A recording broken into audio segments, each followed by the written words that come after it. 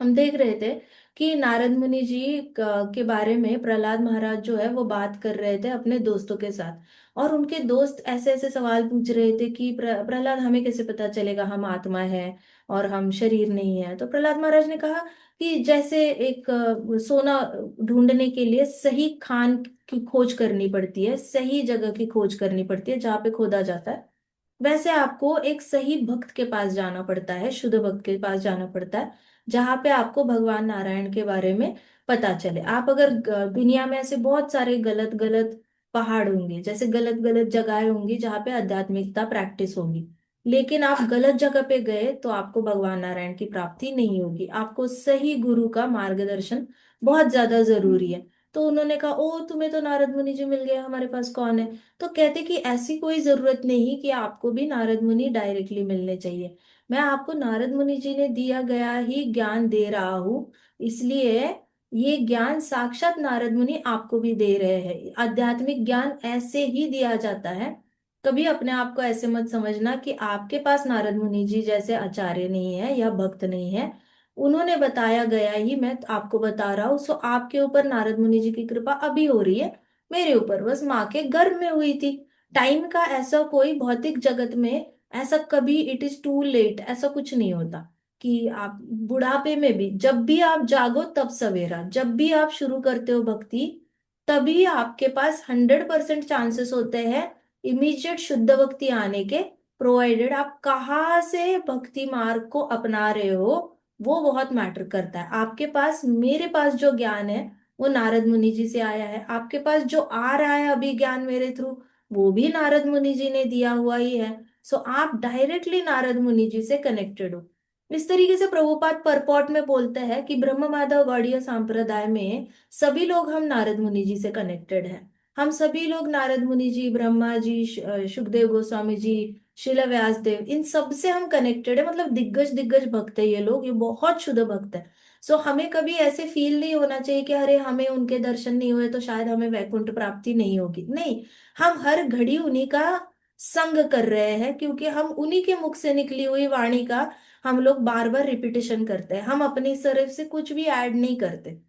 इसलिए हमें बहुत भाग्यवान समझना चाहिए कि हमें रूप गोस्वामी जी, सनातन गोस्वामी और ये सारे आचार्यों का संग प्राप्त हुआ है। इट इज नॉट दैट कि सिर्फ श्रील प्रभुपाद को नारद मुनि जी के दर्शन होते थे, रूप गोस्वामी जी के दर्शन होते थे और हमें नहीं होते, इसका मतलब हमारे ऊपर कृपा नहीं है। हमारे ऊपर हर रोज कृपा की बारिश हो रही है। साक्षात नारद मुनि जी ने क्या क्या बोला है भागवतम में वो सुनने को मिलता है प्रहलाद महाराज के थ्रू। तो प्रहलाद महाराज की भी कृपा होती है, नारद मुनि जी की भी कृपा होती है और सुखदेव गोस्वामी जी की भी कृपा होती है। आप जिस जिस ये भागवतम में जितने भी भक्त हैं उनका नामोच्चारण करने से उनकी सुकृति हमारे पास आ जाती है। सिर्फ नामोच्चारण, इसलिए धाम जाना चाहिए। वृंदावन धाम में आप जैसे सनातन गोस्वामी जी की समाधि पे चले जाते हो तो सनातन गोस्वामी जी की सुकृति आपके पास ट्रांसफर हो जाती है। तो चाहे ये लोग ओरिजिनल बॉडी में हमारे पास सामने हो ना हो, सिर्फ नामोच्चारण करने से ही इनकी कृपा हमारे ऊपर आ जाती है। तभी कहते हैं कि अगर आप भागवतम क्लास पूरा भी अटेंड नहीं करते, आप बस एक इंटेंट रखते हो कि भागवतम क्लास में जाना है और आप शुरुआत के प्रणाम मंत्र भी सिंसियरली सुनते हो, नमाम विष्णुपदाय कृष्ण पृष्ठाय भूतले श्रीमते भक्ति वेदांत स्वामी इति नामिने, इतना ही भक्ति वेदांत स्वामी बोला तो प्रभुपाद की सुकृति हमें ट्रांसफर होगी। नमाम विष्णुपदाय ऐसे भी बोला, फिर हमने श्री कृष्ण चैतन्यम प्रभो नित्यानंद श्री अद्वैत गदाधर शिवासादि गौर भक्त वृंदा, तो पंच तत्व की सारी सुकृति हमें ट्रांसफर होगी। इस तरीके से नारायणम नमस्कृतम ये बोलने से सारी सुकृति, जितने भी हमारे प्रणाम मंत्र है, सब में हमारे पास सिर्फ श्रवण करने से, नामोच्चारण करने से हमारे ऊपर सुकृति ट्रांसफर होती रहती है। इसलिए हम बार बार हम आचार्यों का नाम लेते हैं, उनकी कृपा हमें, कृपा ही नहीं मिलती, कृपा तो बाय डिफॉल्ट है ही। जैसे कल मैंने एग्जांपल दिया था कि बारिश होती है तो बारिश डिसाइड नहीं करती कि मैं टेरेस पे होंगी बारिश या मैं जमीन पे होंगी। बिना किसी पार्शियलिटी के बारिश हर जगह हो रही होती है जहां उसका जीरो फायदा है। रोड पे बारिश होके जीरो फायदा है, ड्रेनेज क्लटर हो जाता है, क्लॉग हो जाता है, वहां जीरो फायदा है। घर के टेरेस पे जीरो फायदा है, सबको लीकेज प्रूफ करने पड़ते हैं घर। सो जीरो फायदा है बारिश का घर के टेरेस पे पड़ना या रोड पे पड़ना। लेकिन फिर भी बारिश ऐसी जगह पे हो रही है जहां पे उसको एक्सेप्ट नहीं किया जा रहा हैप्पीली। वैसे ही जो संत महात्मा होते हैं वो भगवत गीता, भागवतम, हरि नाम, इसके सारा ज्ञान विदाउट एनी पार्शियलिटी बांटते रहते हैं। जिसकी कैपेसिटी नहीं है या जिसकी एलिजिबिलिटी नहीं है उसको भी वो ज्ञान एक्सीडेंट से प्राप्त होता है, अगर वो आसपास हो भक्तों के या उस एरिया में घूम रहा हो तो, बिना किसी पार्शलिटी का। और उस पे भी सुकृति ट्रांसफर होती है। मतलब उसको पता भी नहीं होता कि उसके साथ क्या हुआ है, what has hit him. Like storm hit हुआ है, वैसे उसको जैसे हवा खुशबू लेके जाती है, और सब लोग, चाहे बुरा आदमी हो चाहे अच्छा आदमी हो, सब सूंघेंगे फूलों की खुशबू। वैसे ही भक्ति होती है कि संत महात्मा खुला बांटते हैं और सब लोगों को वो अब्जॉर्ब हो ही जाती है। प्रहलाद महाराज ने कहा, बिल्कुल बुरा मानने की जरूरत नहीं है कि मुझे नारद मुनि जी की कृपा प्राप्त हुई और आपको नहीं। आपको अभी भी जो आपको ज्ञान मिल रहा है वो नारद मुनि जी की कृपा ही है। फिर उन्होंने कहा, प्रहलाद ये तुम्हें तो, तुम तो बहुत इंटेलिजेंट हो गए ना, इसलिए तुम्हें सब समझ में आ रहा है। तो प्रहलाद ने कहा, ये इंटेलिजेंस से समझने वाली बात है ही नहीं, ये तो कॉन्शियसनेस से समझने वाली बात है। तो एक बच्चे ने पूछा, ये क्या होता है? तो कहते, तुम अगर दिल से प्रेम से नारायण भगवान की कथा सुनते हो, लीलाएं सुनते हो, गुणगान सुनते हो, तो ही तुम्हें भक्ति, तो ही तुम्हें भगवान समझ में आते हैं। ये इंटेलिजेंस से समझने वाली बात है नहीं। क्योंकि कुछ कुछ बच्चे थे जो क्लास में कम मार्क्स लाते थे, तो उनको लगा कि क्या इसके लिए बहुत इंटेलिजेंस की जरूरत होती है। प्रहलाद कहते, बिल्कुल भी नहीं। ये ऐसे नॉड किया था प्रहलाद महाराज ने, ऐसे ऐसे किया था। कहते इंटेलिजेंस से समझा ही नहीं जा सकता, कोशिश करके भी नहीं समझा जा सकता। ये बस फील किया जा सकता है कॉन्शियसनेस से। जब आप फील करके नारायण भगवान की लीलाएं सुनते हो, भगवान विष्णु की लीलाएं सुनते हो, तभी आपको जो है वो भक्ति मार्ग अपनाया जाता है। नहीं तो और कोई तरीका नहीं है। तो बच्चों को समझ में आया, अच्छा अच्छा, इसका मतलब मुझे बहुत इंटेलिजेंट होने की जरूरत नहीं है। तो प्रहलाद महाराज ने कहा, अरे जो भक्ति को समझ गया वो सबसे ज्यादा इंटेलिजेंट होता है। इंटेलिजेंस हार्ट में भी होता है, ऐसे नहीं कि यहीं पे होता है। तो एक लड़के ने कहा, इंटरप्ट किया एक लड़के ने, वो तो अग्री नहीं कर रहा था प्रहलाद महाराज के साथ। उसने कहा, लेकिन फिर भी इंटेलिजेंस चाहिए ना, बिना इंटेलिजेंस के तो हम कुछ भी नहीं कर सकते। तो प्रहलाद ने कहा, हाँ ये भी सच है, बट हम आध्यात्मिक सब्जेक्ट जो है वो इंटेलिजेंस से, पोल्यूटेड इंटेलिजेंस से नहीं जान सकते। मतलब जिस इंटेलिजेंस में ढेर सारी इच्छाएं भरी हो, इच्छाएं स्टोर का होती है, मन में स्टोर होती है, और उन इच्छाओं को जस्टिफाई कौन करता है? इंटेलिजेंस करता है। इतना तो भगवत गीता के 3rd चैप्टर से समझ में आया ना आपको, लास्ट हमने 2-3 श्लोकों में इस्टेब्लिश किया था। ये तो आपको सबको याद है ना, ऐसा तो कोई नहीं है नया जिसने 3rd चैप्टर भगवत गीता का नहीं सुना। ऐसा कोई नहीं है ना, है या नहीं है आप लोगों में? नहीं है ना? तो वैसे ही हमने डिस्कस किया था 3rd चैप्टर में कि ऑलरेडी माइंड के अंदर ढेर सारी इच्छाएं होती है, लेकिन उन इच्छाओं को माइंड के पास हिम्मत नहीं होती पूरी करने की। इसलिए कई सारे लोग जो चाहिए अचीव करना है वो अचीव नहीं कर पाते। कई सारे लोगों का लक्ष्य पूरा नहीं होता। आधे से ज्यादा लोग बस यही बोलते बोलते आधी जिंदगी गुजार लेते हैं कि हमें दुकान खोलनी है, दुकान खोलनी है। बस इच्छा ही होती है, और आगे कुछ उस पे काम नहीं कर पाते। तो मन के पास इच्छाएं तो 100, लेकिन जो इंटेलिजेंस जस्टिफाई करता है ना, वो इंटेलिजेंस नहीं होता। तो कभी कभी क्या होता है, सुप्तावस्था में होता है इंटेलिजेंस, कभी कभी जागृत अवस्था में होता है, कभी कभी संपूर्ण जागृत अवस्था में होता है। सुप्त अवस्था वाला इंटेलिजेंस क्या कहता है मन को? तू कर ले, जितनी इच्छाएं रखनी है रख ले, मैं तो काम ही नहीं करने वाला इस पे। तो ये हो गई कैटेगरी उन लोगों की जो सिर्फ सपने देखते हैं और काम नहीं करते उस पे, रोते रहते हैं कि सपना है पूरा नहीं हुआ, पूरा नहीं हुआ। ठीक है, इनको मेहनत नहीं करनी होती। दूसरी कैटेगरी है जागृत इंटेलिजेंस, लेकिन वो जागृत पोल्यूटेड इंटेलिजेंस में आता है। पोल्यूटेड इंटेलिजेंस मतलब वो जस्टिफाई करता है कि हे मन, तेरी 1 2 3 4 5 6 100 इच्छाएं है ना, तूने सारी इच्छाएं पूरी करनी चाहिए, नहीं तो मरते वक्त तुझे बहुत बुरा लगेगा। तो बॉडी तो मशीन की तरह लग जाती है पूरी इच्छाएं पूरा करने में, क्योंकि मन तो अभी इंटेलिजेंस ने उसको कन्विंस कर लिया। अभी संपूर्ण जागृत अवस्था वो होती है जहां पे क्लीन इंटेलिजेंस, प्योर इंटेलिजेंस कहा जाता है, जहां पे इंटेलिजेंस माइंड को समझाता है कि हे मन, ये सारी इच्छाओं को थोड़ा साइड रख, ये बाद में पूरी होती रहेगी, ये ले, तू भगवान कृष्ण की विग्रह है, इसकी पूजा करने लग जा। इसको कहते हैं संपूर्ण जागृत इंटेलिजेंस, जो माइंड को इच्छाओं से बाहर निकालता है और सही दिशा में लेके जाता है। फिर बाकी इच्छाएं गोपाल जी देख लेते हैं, कौन सी इच्छा को पूरा करना है, कौन सी नहीं। इसको कहते हैं संपूर्ण इंटेलिजेंस और संपूर्ण शरणागति टुवर्ड्स कृष्ण।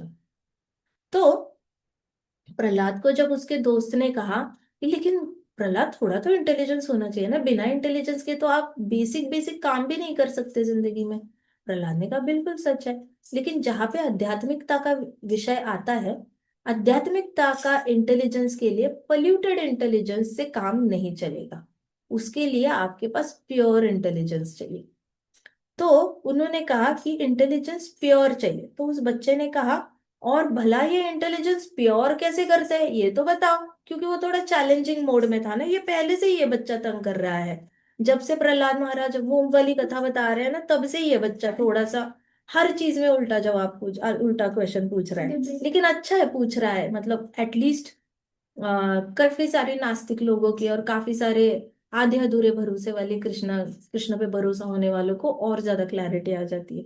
तो इसने बोला कि तुम तो कह रहे हो पल्यूटेड इंटेलिजेंस से आध्यात्मिक विषय समझ में नहीं आ सकता, प्योर इंटेलिजेंस चाहिए। तो ये प्योर इंटेलिजेंस को प्योर कैसे करते हैं भाई, शुद्ध कैसे करते हैं इंटेलिजेंस को, ये बताओ। शुद्ध इंटेलिजेंस और अशुद्ध इंटेलिजेंस में इतना ही फर्क है, तो शुद्ध कैसे करें? तो प्रहलाद ने कहा, आहा, एक्सीलेंट क्वेश्चन, ये बहुत ही अच्छा क्वेश्चन है। हमें इतना तो पता होना चाहिए कि इंटेलिजेंस कहाँ से आता है। क्या तुम्हें पता है इंटेलिजेंस कहाँ से आता है, तुम्हारे दिमाग में बुद्धि कहाँ से आती है? तो सारे बच्चों ने कहा नहीं, हमें नहीं पता हमारे दिमाग में बुद्धि कहाँ से आती है। हम तो स्कूल जाते हैं, पढ़ाई करते हैं, पढ़ाई में किसी का फर्स्ट रैंक आता है, कोई फेल होता है, तो हमें लगता है जैसे बुद्धि जन्म से ही आती है। तो प्रहलाद महाराज ने कहा नहीं, बुद्धि जन्म से नहीं होती, बुद्धि होती है संपूर्ण पूर्ण पुरुषोत्तम भगवान से बुद्धि आती है। तो सारे बच्चों ने कहा अच्छा, ये उनसे आती है, फिर ऐसे कैसे कि किसी में ज्यादा किसी में कम, ऐसे कैसे होती है? तो प्रहलाद महाराज ने कहा आध्यात्मिक विषय जहां पे आता है, वहां पे बुद्धि को फीलिंग्स के सहायता से जागृत करना पड़ता है। तो प्रभुपाद ने जब भगवत गीता लिखी, तो प्रभुपाद का इंट्रोडक्शन में ही आप पढ़ लेना कि इंट्रोडक्शन में ही प्रभुपाद ने बोला है कि ये भगवत गीता को अप्रोच करने का तरीका है कि आप थियोरेटिकली क्यों ना हो, एक बार, बस एक बार ऐसे विचार करके देख लो कि भगवान कृष्ण ही भगवान है, पूर्ण पुरुषोत्तम भगवान है, और उनसे ऊपर कोई नहीं है। आप बस ये अजम्पशन के साथ भगवत गीता पढ़ना शुरू करो। भगवत गीता के एंड में आपको जो कंक्लूड करना है वो कर लो, लेकिन शुरुआत में तो एटलीस्ट आप अज्यूम करके चलो। और उसमें प्रभुपाद लिखते भी है कि साइंस के कितने सारे लॉज है, जिसमें हम लिखते हैं assume X is equal to Y, mathematics में भी अज्यूम करते हैं, फिजिक्स में भी अज्यूम करते हैं, केमिस्ट्री में भी अज्यूम करते हैं। तो प्रभुपाद तो प्रॉपर फार्मेसी लैब के मालिक थे। तो उन्होंने कहा अगर मटेरियल वर्ल्ड में कोई भी लॉ प्रूव करने से पहले अजम्पशन होता है, तो क्या हम ये आध्यात्मिक जगत में अप्लाई नहीं कर सकते? तो आध्यात्मिक जगत में भी थियोरेटिकली आपको शुरुआत से ही अपने अंदर जो है भाव लाना पड़ेगा भगवान के प्रति। भाव लाओगे सुप्रीम पर्सनालिटी ऑफ गॉडेड के प्रति, तो वो आपको, he is the source of intelligence. तो ये सेम कॉन्सेप्ट जो है भगवत गीता के इंट्रोडक्शन में बताइए। तो यहाँ पे प्रहलाद महाराज ने वही बताया कि देखो, आपको ये पता होना चाहिए कि आपकी इंटेलिजेंस पूर्ण पुरुषोत्तम भगवान से आती है। तो बच्चों को ये समझ में नहीं आ रहा था, बच्चों को ये पल्ले ही नहीं पड़ा।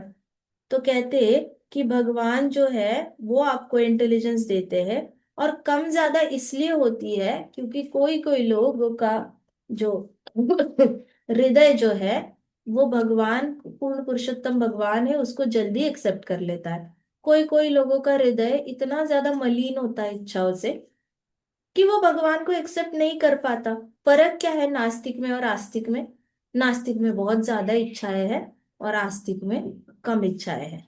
नास्तिक जो होता है वो पूरी तरह दिन रात किसी भौतिक इच्छा से त्रस्त रहता है, और आस्तिक जो होता है उसके पास भी भौतिक इच्छाएं होती है लेकिन वो त्रस्त नहीं रहता। वो भगवान पे भरोसा रख के उसके ऊपर छोड़ देता है कि भगवान आप मेरी इच्छा पूरी कर देना, ऐसे करके। तो वो त्रस्त नहीं रहता, नास्तिक बड़ा त्रस्त रहता है। ये फर्क होता है। इसलिए आपको भगवान पे भरोसा करना होगा कि ये इंटेलिजेंस उनसे आ रहा है, और कम ज्यादा इंटेलिजेंस दिल पे डिपेंड करता है कि आपने दिल से कितनी भगवान से शरणागति ली हो। उसके बाद प्रहलाद महाराज ने कहा हमें ये बुद्धि जो है उसको संपूर्ण जागृत अवस्था में लाना होगा। तो बच्चों ने कहा अब ये क्या होता है भला? तो प्रहलाद महाराज ने कहा संपूर्ण जागृत अवस्था मतलब जैसे आप सोए होते हो सुबह सुबह, लेकिन आप एक टाइम पे, जब मम्मा कहती है बच्चों उठो, तो आप कहते हो मम्मा को मम्मा 5 मिनट। तब आप कौन सी अवस्था में आ चुके होते हो? जागृत अवस्था में। लेकिन जब आप नहाने के लिए ब्रश करने के लिए उठ जाते हो उसको क्या कहेंगे? संपूर्ण जागृत। बिकॉज आप डिसीजन ले रहे हो, स्लीपर पहनना है, बाथरूम में जाना है, ब्रश करना है, कपड़े लेने हैं, बाथरूम में लगाने हैं, नहाना है, चेंज करके बाहर आना है। अब आप डिसीजंस ले चुके हो, तो इसको कहते हैं संपूर्ण जागृत अवस्था। और जागृत अवस्था मतलब आप डिसीजन लेने की अवस्था में नहीं रहते, आप बस लेटे लेटे सोच ही रहे हो कि मैं डिसीजन लूंगा, बाद में लूंगा, लू डिसीजन, नहीं लू, उठने का नाम लू, नहीं लू। इसको कहेंगे जागृत अवस्था। और सुप्तावस्था मतलब रात के 1 से 2 के बीच में की नींद, जहां पे सबसे ज्यादा चोरियां होती है पूरी दुनिया में। क्योंकि चोरों को भी साइंस पता है नींद का, कि रात के 1 से 2, 2 से 3 के बीच में लोग एकदम डीप स्लीप में रहते हैं। मतलब रात के 12-12 बजे तक ड्रिंक करने वाले लोग भी 2 बजे तक डीप स्लीप में चले जाते हैं। तो डीप स्लीप जो होती है वो रात के 1 और 3 के बीच में बहुत गहरी नींद आती है, तो सुप्ता अवस्था। तो इंटेलिजेंस के भी यही 3 प्रकार है, प्रहलाद महाराज ने कहा। तो जैसे तुम रात के 1 और 3 के बीच में सबसे ज्यादा सपने आते हैं, वैसे देखा जाए तो डीप स्लीप में होते हो आप। प्रहलाद महाराज ने कहा हमारी इंटेलिजेंस भी डीप स्लीप में होती है, इसलिए उसको जगाना पड़ता है। तो बच्चों ने कहा ये जगाना वगाना कैसे है फिर, और संपूर्ण जागृत अवस्था में हम कैसे आए? तो उन्होंने कहा कि देखो आपका एक तो ड्यूटी है कृष्ण भक्ति करना, ये आपको एक्सेप्ट करना होगा कि हमारी ड्यूटी है, ये कोई ऑप्शनल सब्जेक्ट नहीं है कृष्ण भक्ति, कभी करी कभी नहीं करी। ये तो हमारी ड्यूटी है, ये हर रोज करनी ही करनी है। और ये ड्यूटी निभाने से ही आपकी पल्यूटेड इंटेलिजेंस डिस्ट्रॉय होगी। जैसे प्लास्टिक पोल्यूशन है, इसको डिस्ट्रॉय करने के लिए मशीनरी बनी है या नहीं बनी? बनी है। साउंड पोल्यूशन डिस्ट्रॉय करने के लिए तरीके बने या नहीं बने? हर जगह बोर्ड लगे रहते हैं ना, नो हॉकिंग नो हॉकिंग है। एयर पोल्यूशन के लिए लोग पेड़ लगाते हैं, बिल्डिंग्स पे पेड़ चढ़ा रहे हैं, क्लाइंबर चढ़ा रहे हैं। एयर पोल्यूशन को भी कंट्रोल करने का मेथड है। वैसे ही पल्यूटेड इंटेलिजेंस को भी खत्म करने का तरीका हमारे पास है, वो बस अप्लाई करना है। और हमारे यहाँ ये फर्ज बनता है, जैसे पृथ्वी माता के प्रति हमारा फर्ज है कि हम प्लास्टिक पोल्यूशन ना करें, वाटर पोल्यूशन ना करें, या फिर साउंड पोल्यूशन ना करें, एयर पोल्यूशन ना करें। ये हमारा ड्यूटी है, ऑप्शनल नहीं है ये। क्योंकि अभी देखो कैंसर कितने बढ़ गए हैं। अभी हमारी एक माता जी कैंसर से पीड़ित चली गई, इतनी अच्छी भक्तन थी, इतने अच्छे संत थे, और 30 साल भी जीते ना, तो लोगों का इतना भला होता। और 30 साल तो उन्होंने जीना चाहिए था, बहुत जल्दी चली गई, क्यों? कैंसर की वजह से। तो ये कैंसर हो क्यों रहा है? क्योंकि पिछली पीढ़ी ने पृथ्वी माता को साफ नहीं रखा। प्लास्टिक प्लास्टिक प्लास्टिक, हर जगह प्लास्टिक करके शरीर में सिर्फ प्लास्टिक, कार्सिनोजेन कार्सिनोजेन भर भर के कैंसर हो गए। इस तरीके से आपके आने वाले बच्चे, बच्चों के बच्चे, इनके लिए थोड़ा क्लीन प्लैनेट छोड़ना है, तो आपका तो फर्ज बनता है। तो अगर आपको ये फर्ज समझ में आता है तो आपको इंटेलिजेंस के प्रति भी फर्ज समझ में आना चाहिए। ये हमारा फर्ज बनता है कि हम हर रोज कृष्ण भक्ति करें, जिससे हमारा पल्यूटेड इंटेलिजेंस क्लीन हो पाए। तो प्रहलाद महाराज ने कहा कि हमारी ड्यूटी है, अगर आप ड्यूटी फॉलो करोगे ना कृष्ण भक्ति करने की, ऑटोमेटिकली आपका इंटेलिजेंस क्लीन होगा। तो एक बच्चे ने पूछा, प्रहलाद क्लीन इंटेलिजेंस का मतलब क्या होता है? तो कहते क्लीन इंटेलिजेंस मतलब वो मन की इच्छाओं के सामने झुकता नहीं है, या फिर मन के इच्छाओं के साथ बहता नहीं है। तब बच्चे ने कहा, अच्छा, इसका मतलब तुम कहना चाहते हो भक्ति करते हैं तो तुम्हारा इंटेलिजेंस स्ट्रांग हो जाता है? तो कहते महाराज, प्रहलाद महाराज ने कहा, बिल्कुल सही, भक्ति करने से ही इंटेलेक्चुअल स्ट्रेंथ आती है। तो सारे बच्चे जंप करने लग गए, कहते कि ओ, इंटेलेक्चुअल स्ट्रेंथ हमें भी चाहिए, क्योंकि ये सारे रजोगुणी है ना। पूरा नर्कलोक रजोगुणी लोगों से भरा हुआ है। बहुत एम्बिशियस होते हैं ये लोग, इनको बहुत आगे बढ़ना होता है लाइफ में, और जाना कहीं नहीं होता, इधर ही जन्म के वापस मर के वापस वहीं पे आएंगे। कहाँ जाना है इन लोगों ने? वैकुंठ थोड़ी जाना है, बस एम्बिशन एम्बिशन खेलते रहते हैं। सो नर्कलोक में बड़े रजोगुणी पड़े रहते हैं, इनको कोई कृष्णा, ये लोग सुबह उठेंगे तो कृष्णा के सामने दंडवत भी नहीं करेंगे। नर्कलोकवासी ऐसे ही होते हैं, इनके रूम में गोपाल जी रखो लेकिन ये दंडवत नहीं करेंगे, इतने गंदे होते हैं। सो ये लोग जो है ये जो बच्चे थे, इन्होंने कहा ये हमें इंटेलेक्चुअल स्ट्रेंथ बढ़ानी है, ऐसे करके बड़े खुश होके नाचने लग गए। तो प्रहलाद महाराज हंसने लग गए। फिर उन्होंने, एक बच्चे ने कहा, लेकिन लेकिन मुझे एक सवाल है, मुझे समझ में नहीं आ रहा, मैं कैसे पूछूं? तो प्रहलाद महाराज ने स्माइल किया, उस बच्चे को बोला, कोई बात नहीं, पूछो, जो भी पूछना है पूछ सकते हो। तो क्या ये भक्ति क्या होती है? तुम बार बार कहते हो नारायण भगवान की भक्ति करो, विष्णु भगवान की भक्ति करो, लेकिन भक्ति मतलब होता क्या है? तो प्रहलाद महाराज ने कहा, भक्ति मतलब एक बोनाफाइड स्पिरिचुअल मास्टर, मतलब एक बोनाफाइड को क्या कहते हैं हम? बोनाफाइड को हिंदी वर्ड है, आई फॉरगॉट। माता जी प्रामाणिक। क्या क्या? प्रमाणित। प्रामाणिक। प्रामाणिक, प्रामाणिक is a word for proof also, प्रमाण, राइट।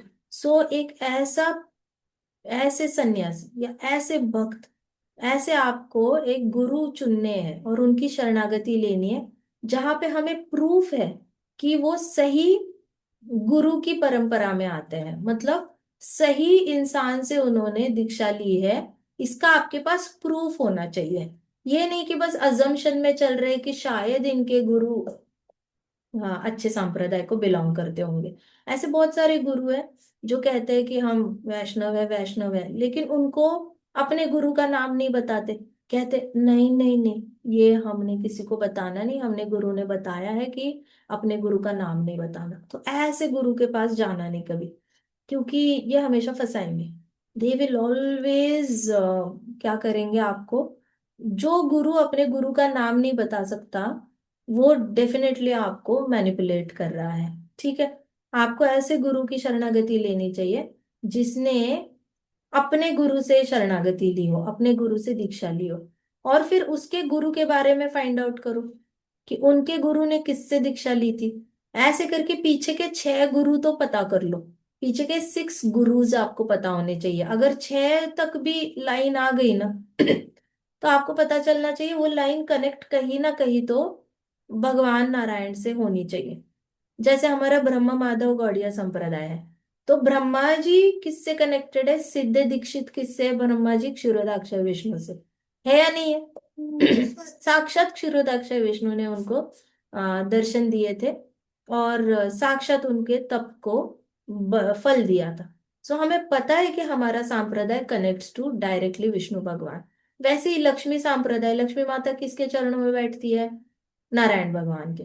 तो सीधा ये इनके लक्ष्मी माता के श्री संप्रदाय है, इनके नीचे जितने भी आचार्य आते हैं ये सारे वैष्णव है, क्योंकि it directly connect somewhere to Krishna. वैसे आपको ऐसी परंपरा ढूंढनी है, इसको कहते हैं बोनाफाइड स्पिरिचुअल मास्टर, मतलब आपके पास प्रूफ है। विदाउट एविडेंस आप किसी भी तरीके से किसी भी भोंदू बाबा से दीक्षा नहीं ले रहे हो। प्रहलाद महाराज ने कहा, शरणागति ले लो, आधार ले लो, शेल्टर ले लो। मतलब क्या? शेल्टर को हम क्या कहते हैं? शेल्टर, को हम हिंदी में क्या कहते हैं? छत। आश्रय। आश्रय। आश्रय ले लो। आश्रय। आश्रय ले लो मतलब आप अपने आप को बचाओ। आश्रय लेना का मतलब क्या होता है? कि धूप में आप आश्रय लेते हो ना, तो वैसे आश्रय ले लो, क्योंकि हर रोज की जिंदगी में बहुत एंजाइटीज होती है। आप हमेशा आधा टाइम तो परेशान ही रहते हो। तो आपको गुरु का आश्रय जब मिल जाता है, तो आपकी सारी परेशानियां दूर हो जाती है। तो प्रहलाद महाराज ने कहा भक्ति का मतलब सबसे पहले गुरु का आश्रय ले लेना और उनकी सेवा करना। उसके बाद संत महात्माओं की सेवा करना। फिर अर्च विग्रह की सेवा करना। उसके बाद पूरे भरोसे के साथ भगवान के चरण कमलों पे मेडिटेट करना। तो पहले तो हमने शरणागति लेनी है गुरु की, फिर भक्तों की सेवा करनी है, अर्च विग्रह की सेवा करनी है। तो आप माइंड में ना एक पिक्चर बना लो, ठीक है? एक पिक्चर बना लो कि आप किसी गुरु की दीक्षा ले रहे हो। उसके बाद आप जाकर गुरु की सेवा कर रहे हो इन एनी फॉर्म। में भी आप गुरु के लेक्चर सुन रहे हो या गुरु की साक्षात सेवा, मतलब हो सकता है आप प्रसादम प्रसादम परोस रहे हो, ऐसे देखो। उसके बाद आप भक्तों की सेवा कर रहे हो। अब देखो अपने आप को लंगर में आप सारे भक्तों को प्रसादम बांट रहे हो। ठीक है, ऐसे करके एक सेवा ले लो अपने हाथ में। तो पहले हो गया दीक्षा ले रहे हो, गुरु को प्रसादम सर्व कर रहे हो। उसके बाद कई सारे भक्तों की लाइन लगी हुई है लंगर में, उनकी सेवा कर रहे हो। उसके बाद आप घूम के आ रहे हो और बैठ रहे हो एक जगह पर मंदिर में, और भगवान के चरण कमलों पे मेडिटेट कर रहे हो। उसके बाद आप जा रहे हो अपने घर में जो विग्रह है उनकी पूजा कर रहे हो। ठीक है, पूरे दिल से उनकी पूजा कर रहे हो। इस तरीके से आ ये वाला ये सर्कल याद रखो बस। आपको अगर ये सर्कल याद रहा ना कि आपने किया क्या, तो ये प्रहलाद महाराज की मेथड है। आपको बस अपने मन में लाना है कि ये प्रहलाद महाराज ने स्टेप्स बताए हैं। दीक्षा लो, गुरु की सेवा, भक्तों की सेवा, और फिर अर्च विग्रह की सेवा। भक्तों की सेवा होगी, उसके बाद मेडिटेशन हो गया, मंदिर में बैठकर कर लिया लोटस फीट पे। फिर घर चले गए और घर में अर्च विग्रह की सेवा करने लग गए। ये बताया उन्होंने प्रहलाद महाराज ने। फिर प्रहलाद महाराज ने बताया कि फिर इन्होंने कहा, प्रहलाद महाराज ने कहा अगर आप ये करोगे, उसके बाद आप सारी जीवात्माओं को रिस्पेक्ट करोगे। तो आप इमेजिन करो, आप रोड से जा रहे हो, स्ट्रीट डॉग्स आते हैं, कैट्स आते हैं, और घर में जाते हो छिपकली आती है, कॉकरोच आते हैं, चींटियां आती है। आप सारी जीवात्माओं को रिस्पेक्ट कर रहे हो। आप बेसिक बेसिक छोटी छोटी जीवात्माओं के रिस्पेक्ट करोगे ना, जिनको कोई रिस्पेक्ट नहीं देता। बाय द वे, डॉग्स को कोई रिस्पेक्ट नहीं देता, स्ट्रीट डॉग्स को, कैट्स को कोई रिस्पेक्ट नहीं देता।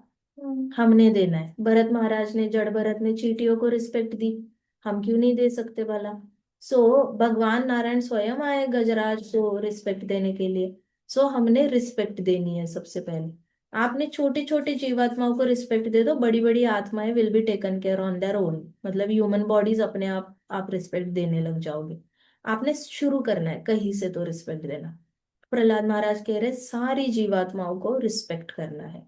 सो आप इमेजिन करो, आप अभी घर जा रहे हो डीटी वर्शिप करने, और रोड से जितने भी एनिमल्स दिख रहे हैं आप सबको रिस्पेक्ट कर रहे हो। ठीक है, और ऐसे करके आप क्या होगा, आपके दुश्मन कम होंगे। आप हमारे दुश्मन हम ही खड़ी करते हैं, और हमारे दुश्मनों का खात्मा करना हमारे हाथ में है। और it is just by giving respect. और ऐसा नहीं है कि ए के साथ दुश्मनी है तो ए को जाके रिस्पेक्ट देनी है।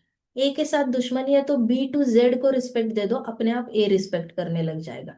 फॉर्मूला ही ऐसा है। ए के साथ प्रॉब्लम है तो ए को रिस्पेक्ट जाके नहीं देनी है, क्योंकि वहां पे आपका वो चलेगा ही नहीं फॉर्मूला। ए के साथ प्रॉब्लम है तो सारे बाकी जीवात्माओं का रिस्पेक्ट देना शुरू करो, अपने आप ए सॉर्ट आउट हो जाएगा। ये प्रहलाद महाराज का फॉर्मूला है। तो प्रहलाद महाराज कहते, ये करने से क्या होगा, आपके सारे दुश्मन मर जाएंगे। आपके अंदर के दुश्मन भी मर जाएंगे और बाहर के दुश्मन भी आपको अटैक करना छोड़ देंगे। तो बच्चों ने कहा, अंदर के दुश्मन कहना क्या चाहते हो? तो कहते, अरे अंदर के दुश्मन मतलब तुम्हारे अंदर बहुत लस्ट है।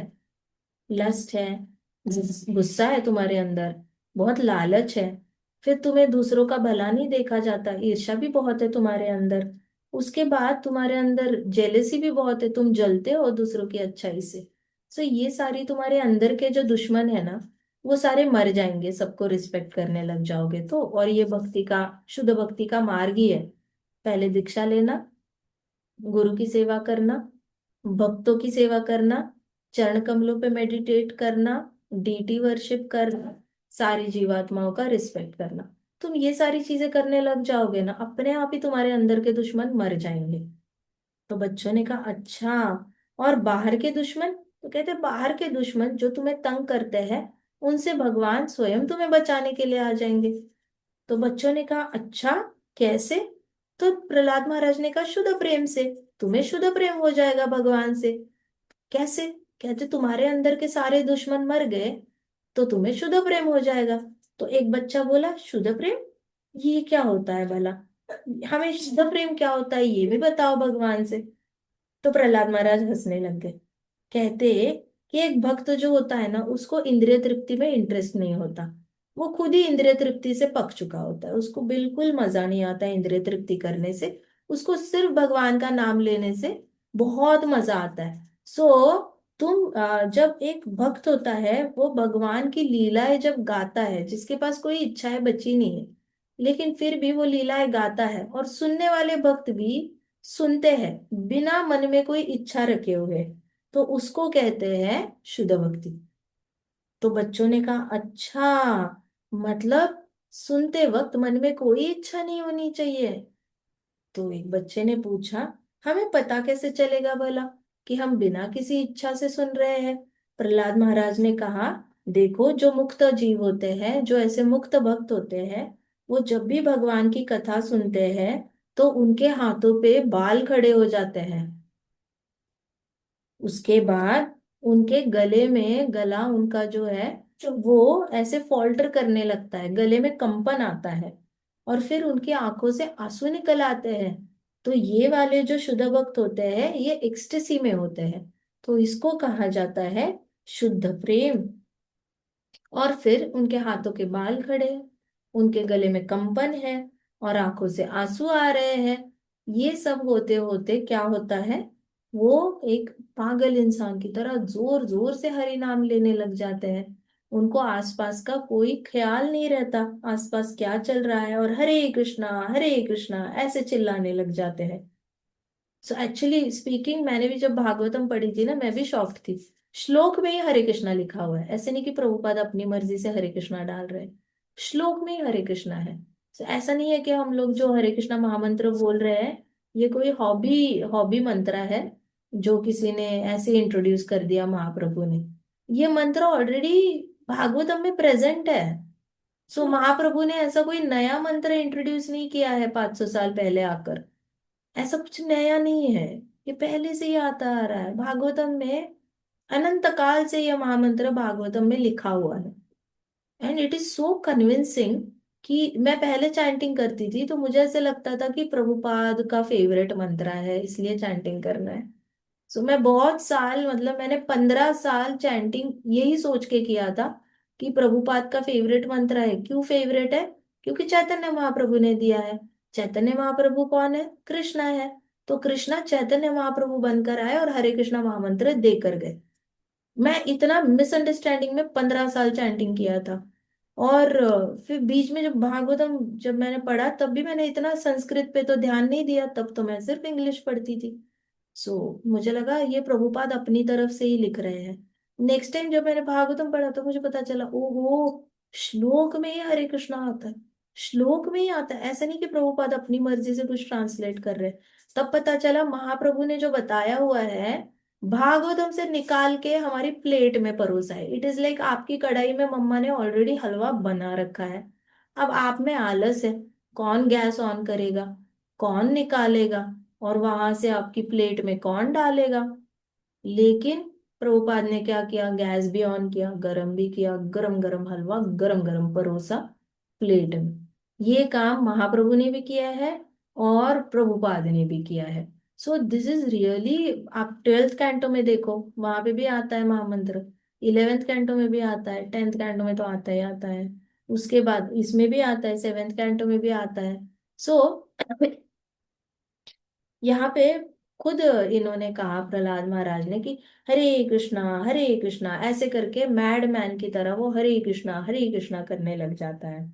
एज अ रिजल्ट क्या होता है, उसके भौतिक जगत की जितनी भी इच्छाएं होती है ना, वो खत्म हो जाती है और उसका इंटेलिजेंस प्यूरिफाई हो जाता है। उसके अंदर के सारे दुश्मन मर जाते हैं और बाहर के दुश्मन उससे दूर चले जाते हैं। वो तो हमने देखा था लोटस फीट मेडिटेशन में भी। आप शंख को याद करो, सारे बाहर के दुश्मन दूर दूर चले जाएंगे। जिस दिन भी स्कूल में या कॉलेज में कॉन्फ्लिक्ट होगा ना, घर पे आओ, शांत बैठो, शंख को याद करो। जिसके साथ भी प्रॉब्लम हुई है ना, वो दूर फेंका जाएगा शंख की ध्वनि से। इतना, हाँ, इतना लिख के ले लेना कि एक भी दुश्मन आपका बाल बांका नहीं कर पाएगा। चाहे उसने कितनी भी स्ट्रेंथ दिखाई हो, उसका कितना भी बैकिंग हो, अगर उसके साथ 300 लोग हो और उसने 300 लोगों को आपके खिलाफ भड़काया हो, फिर भी आपका रक्षण होगा। इतना रक्षिष्यति इति विश्वासो। कृष्णा के चरण कमलों पे इतना भरोसा रखना, उनके चरण कमलों पे शंख है उसमें इतना भरोसा रखना। ये वाली मेथड मैंने इतनी बार टेस्ट की और हमेशा पास हुई हूँ। हमेशा। कोई आपका बाल बांका नहीं कर सकता, चाहे सामने वाले के पास बड़े से बड़ा बैकिंग क्यों ना हो, कितना भी उसके हाथ में पावर क्यों ना हो, अथॉरिटी क्यों ना हो, कितना भी आपको लगा ना स्कूल में किसी ने बहुत ज्यादा ये किया है और अब वो बहुत तंग करने वाला है, nobody can touch you, nobody can. So Prahlad Maharaj ने कहा आपके सारे बाहर के दुश्मन भी चले जाते हैं और आपकी इच्छाएं जो होती है वो जल के राख हो जाती है और आपकी इंटेलिजेंस प्योर हो जाती है। इसको कहते हैं शुद्ध भक्ति, प्रेम भक्ति। तो कहते हैं जिसके पास प्रेम भक्ति आ जाती है ना, तो वो एक ऐसे स्टोन की तरह बन जाता है कि कोई भी उसके कांटेक्ट में आता है तो वो कृष्ण से प्रेम करने ही लगता है। उससे कंट्रोल नहीं होता। जब आपके अंदर शुद्ध भक्ति आ जाती है, आपसे कोई भी बात करता है तो उससे कंट्रोल ही नहीं होता कृष्ण से प्रेम करना। वो, उसको भले कृष्ण के बारे में कुछ ना पता हो, उसने पहली बार कृष्णा के बारे में आपसे सुना हो, फिर भी उसको अंदर से लगेगा कि मुझे कृष्णा अच्छी क्यों लगने लगे है, मुझे सडनली कृष्णा के बारे में क्यूरियोसिटी क्यों हो रही है, मुझे सडनली कृष्णा के बारे में सीरियल देखने का मन क्यों करता है, भजन सुनने का मन क्यों करता है, मुझे जाप क्यों करने का मन करता है, रीडिंग क्यों करने का। वो खुद पजल हो जाएगा। इतने आप एक टच स्टोन की तरह बन जाते हो। तो वैसे आप बन जाते हो कि आपके अंदर भक्ति, शुद्ध प्रेम आ जाता है कृष्ण के साथ। तो ये प्रहलाद महाराज ने बताया। तो सारे बच्चों ने ऐसे ऐसे नॉट किया। अब बच्चे एकदम स्पीचलेस हो गए थे, उनको क्या बोलो समझ में नहीं आ रहा था। तो प्रहलाद महाराज ने खुद ही फिर बोलना शुरू किया। प्रहलाद महाराज ने कहा देखो तुमने अभी जन्म लिया है ना, तो ऐसा नहीं कि ये तुम्हारा लास्ट जन्म है, तुम वापस जन्म लेकर आओगे। तुम पहले भी कहीं ना कहीं जन्म लिया था, तुम अभी भी जन्म लिया है ना, तुम वापस जन्म लेकर आओगे। इसको कहते हैं जन्म मृत्यु का चक्र। तो बच्चों ने कहा अच्छा, क्या ये सच है? तो सब एक दूसरे को देखने लग गए। तो प्रहलाद महाराज ने कहा कि देखो, आपको जो है भगवान का भक्त बनना चाहिए, तभी जाके आप वापस जन्म लेकर नहीं आओगे, नहीं तो आप बार बार जन्म लेते ही रहोगे। तो बच्चों ने कहा ये तो बड़ा मुश्किल लग रहा है, अब जन्म लेना जन्म नहीं लेना, सब आपस में ना ऐसे मुंह में ही बोलने लग गए। तो प्रहलाद महाराज ने कहा इतना भी कोई मुश्किल नहीं है, it's not hard at all. आप असुर योनि के जरूर हो, लेकिन इसका मतलब ये नहीं कि आपको हमेशा ही नरक में आना चाहिए, क्योंकि नरक में जाना बहुत मुश्किल है। उससे आसान तो भगवान के पास जाना है। तो बच्चों ने कहा कैसे, नरक में जाना मुश्किल क्यों है और भगवान के पास जाना आसान क्यों है? तो प्रहलाद महाराज हंसे और उन्होंने कहा देखो, नरक में जाने के लिए आपको बहुत मेहनत करनी पड़ती है, पाप करने की मेहनत करनी पड़ती है। हर पाप के पीछे बहुत ज्यादा हार्ड वर्क है।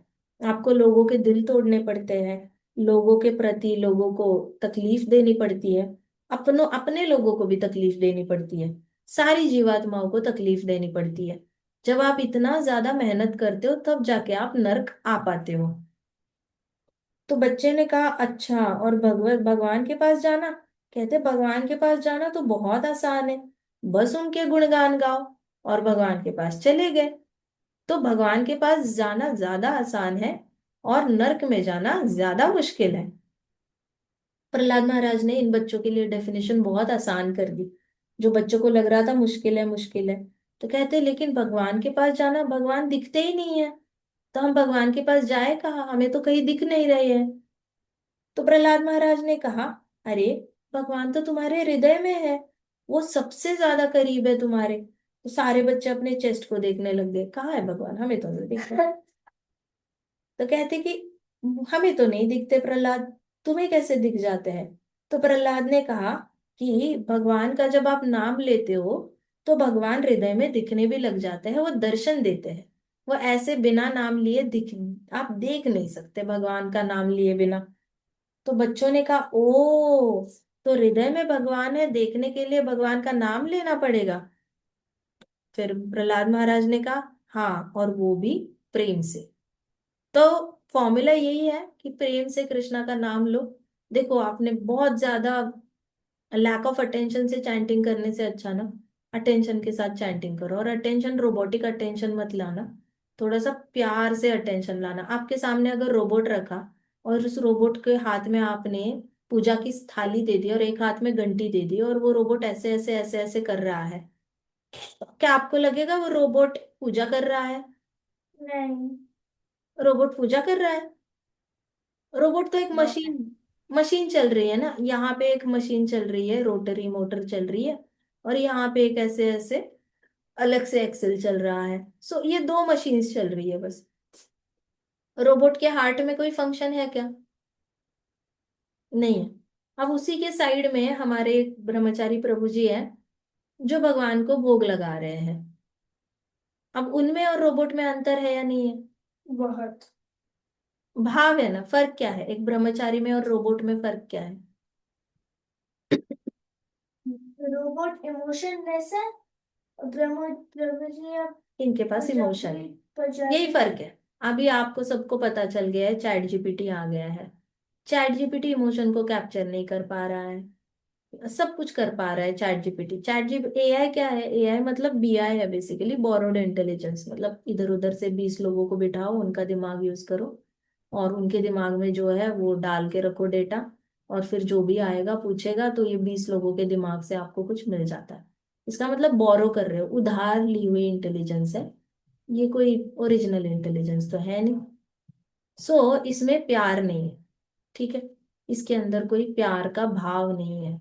तो रोबोट के अंदर भाव नहीं होता, पुजारी के अंदर, जो हमारे पुजारी है ब्रह्मचारी, उनके अंदर भाव है। सो प्रहलाद महाराज ने कहा, नाम लेना है, प्रेम से लेना है। सो हमने प्यार अभी जनरेट कैसे करे बताओ, आज तक किसी को जबरदस्ती किसी से प्यार तो करवा नहीं सकते। ऐसे होता तो माता पिता अपने बच्चों को खड़ा करते शादी के मंडप में और कहते तूने इसी से प्यार करना है, हमने इसी से शादी करवानी है, जबरदस्ती तूने इसी से प्यार करना है, ऐसे करवाते। पहले जमाने में होता भी था, लेकिन तब उनको कोई फर्क ही नहीं, इतना काम होता था उनको कोई फर्क पड़ता ही नहीं था। बट प्यार जबरदस्ती नहीं करवाया जा सकता, वो हो जाता है।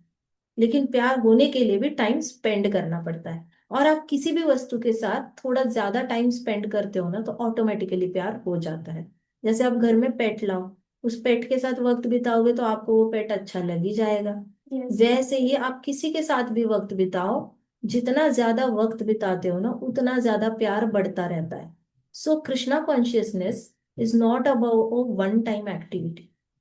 ये प्रभुपाद इसीलिए कहते हैं कि Krishna consciousness is a practice.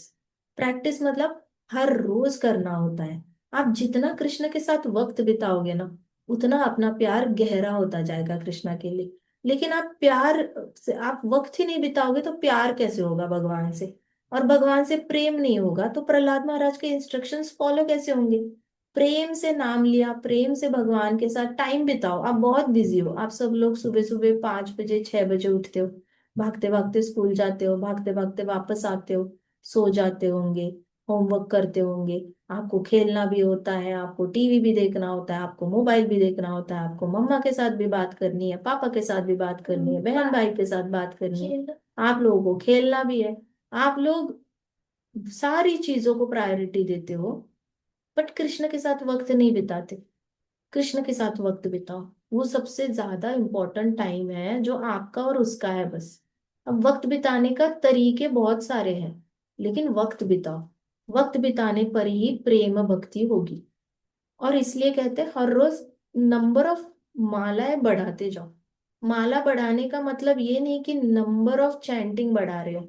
हम बस बोल रहे हैं कि आपका वक्त ज्यादा से ज्यादा कृष्ण के साथ बीतेगा, ज्यादा से ज्यादा गहरा प्यार होगा, शुद्ध भक्ति होगी, तो ऑटोमेटिकली अंदर के सारे दुश्मन मर जाएंगे।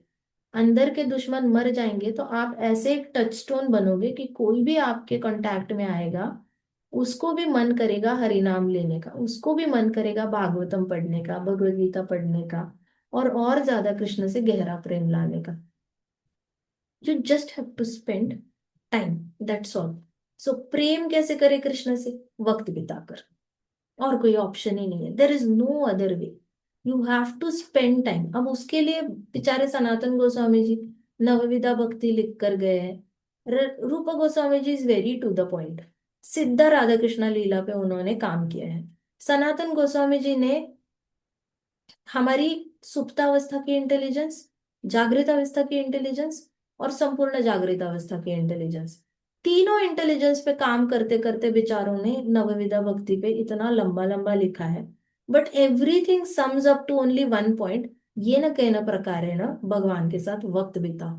Spending time is the most important thing that you need to do with Krishna. Just spend time. हर रोज सुबह 10 मिनट निकालो, साइड निकालो। ना मम्मा के बारे में सोचो, ना पापा के बारे में सोचो, ना स्कूल के बारे में सोचो, ना दोस्तों के बारे में सोचो। अच्छा, बस बैठ जाओ कृष्णा के सामने। आपके पास गोपाल जी होंगे, बस बैठ जाओ। चैंटिंग नहीं करनी, मत करो। बैठ जाओ, देखो, आंखों से दर्शन करो, वक्त बिताओ। जितना ज्यादा वक्त बिताओगे ना, उतना ज्यादा आपका रिश्ता गहरा होगा। और बिल्कुल ही टाइम नहीं बिताओगे ना, तो वेट ही करते रहोगे कि कब टेस्ट आएगी, कब टेस्ट आएगी। 60-60 साल के लोग मेरे पास आते हैं और कहते हैं, माता जी टेस्ट नहीं आ रही चैंटिंग में। वक्त बिताओ। 60 इयर्स के हो गए हो, फिर भी आपको घर में कुकिंग पसंद है, आपको गार्डनिंग पसंद है, आपको बाहर दोस्तों के साथ टाइम स्पेंड करना पसंद है। आप इतने बड़े हो गए हो, सीनियर सिटीजन क्लब ज्वाइन कर लेते हो, आप हर रोज बैडमिंटन खेलने चले जाते हो, लॉन टेनिस खेलने चले जाते हो, गोल्फ खेलने चले जाते हो। बट आपको कृष्णा के साथ टाइम स्पेंड नहीं करना है। टाइम स्पेंड नहीं करोगे, प्रेम कैसे होगा, भगवत भक्ति कैसे प्राप्त होगी? चैंटिंग में कहाँ से टेस्ट आएगा? बाकी सारी चीजें प्रायोरिटी है। 10 मिनट तो निकालना शुरू करो। 10 मिनट निकालो, 15 मिनट निकालो, 1 घंटा, 2 घंटा, धीरे धीरे धीरे वक्त बिताना है। ठीक है। ग्रंथराज श्रीमद् भागवतम की जय, श्रील प्रभुपाद की जय, श्री श्री राधा श्याम सुंदर की जय, श्री श्री कृष्ण बलराम की जय, वृंदावन धाम की जय, समस्त भक्त वृंद की जय। हरे कृष्णा कृष्णा कृष्णा हरे हरे, हरे राम राम राम हरे हरे। हरे कृष्णा महासंकीर्तन यज्ञ की जय।